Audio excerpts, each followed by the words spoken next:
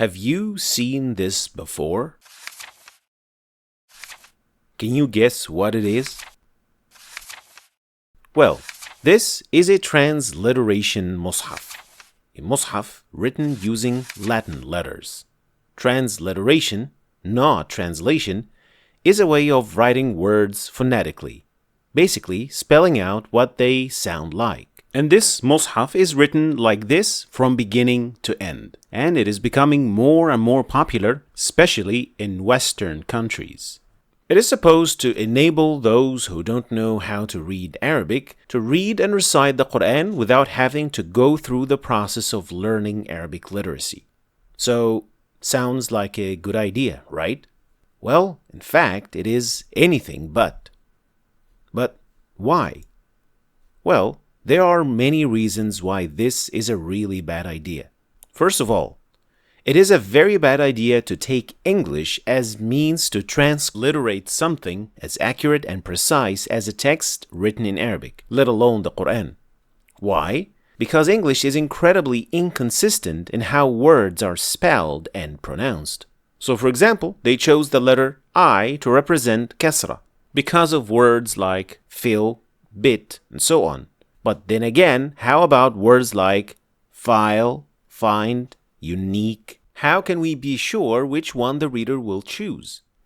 Same goes with the long vowel, double E. Is it like in feel or bin? If you don't know Arabic at all, you would never know. And if you do know Arabic, then you don't need this. Also, the OU combination. Is it as the one in found, soul, group, or famous? Can you guess what this word is? Is it I, rai? Nope. It is actually representing imala, and this is supposed to be majereha. But then what is a kasra doing here? And there are many inconsistencies in that system which will cause inevitable mistakes, which certainly opens a door for distorting Allah's words and reciting them in an improper way, simply because it is impossible to have a consistent system in English to pronounce Arabic text. Secondly, what about Tajweed? Can we even ask that question? Well, needless to say, Tajweed rules and the rules of recitation can be just completely forgotten about in this so-called mushaf. Because, for starters, how would you know how to stop properly at the end of words if all the words have diacritics and their tanween spelled out as actual letters? What about cases of hamzat al-wasl and tanween and the ta' marbuta, which can change according to how you stop or continue at them? So for example, according to this method, it would be impossible for me to know that I can stop at the word dab, or even know that this is a separate word. Instead, they only give chunks of sounds, which look like this, which look quite intimidating to say the least. Do you want to tell me that this is easier to read?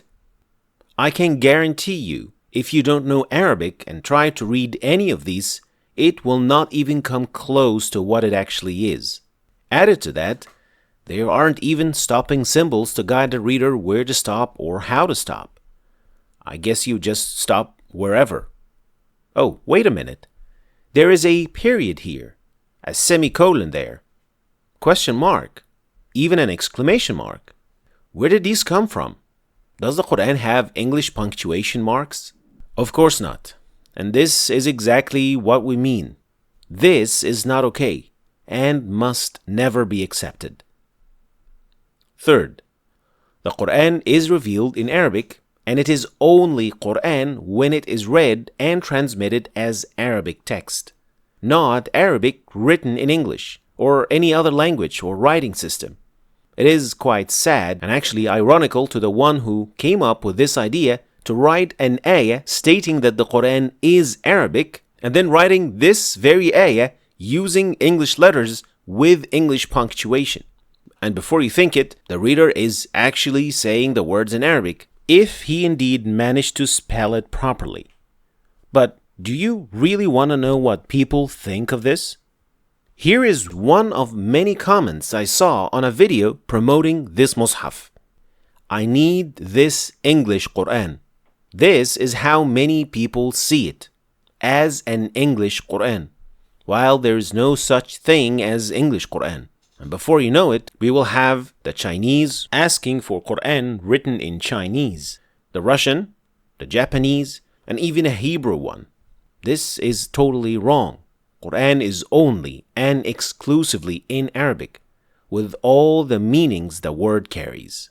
The Qur'an was written in a certain way in front of the Prophet, peace and blessings be upon him, and then afterward the Sahaba unanimously agreed to write it in the same way in the Mushaf since the beginning.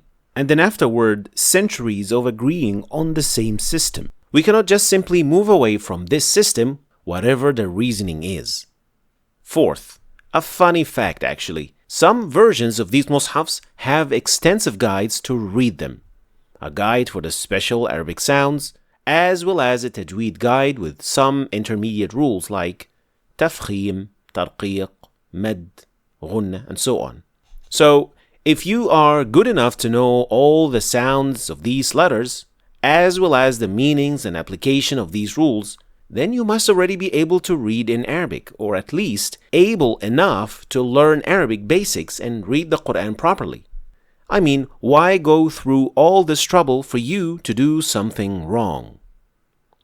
Finally, and importantly, for these reasons and many more, there has been a unanimous fatwa, which I linked below, that transliterating the Qur'an in any way is haram, not permissible. And if you are using, selling, promoting, or recommending these books in any way, you should stop immediately. And if you've been using this mushaf because it got you through words you were stuck at, there are better ways to do this. This website, for example, pronounces every single word and every ayah separately to listen and repeat. ويؤخركم واستغشوا واستكبروا دعائي. And as you would expect, it also has a recitation function for the whole ayah. And if you don't know Arabic at all, or you are unable to learn it, no problem. Learn orally from a proper sheikh. But this isn't the way. Don't forget to check the fatwa that I linked in the description, and don't forget to share the video as much as you can to warn people against using this. Thanks for watching. Don't forget to check out my latest books with their video courses if you want to learn the Qur'an in Arabic or properly learn its Tajweed. Check out the links in the description. Thanks for watching, and I'll see you next time, inshallah.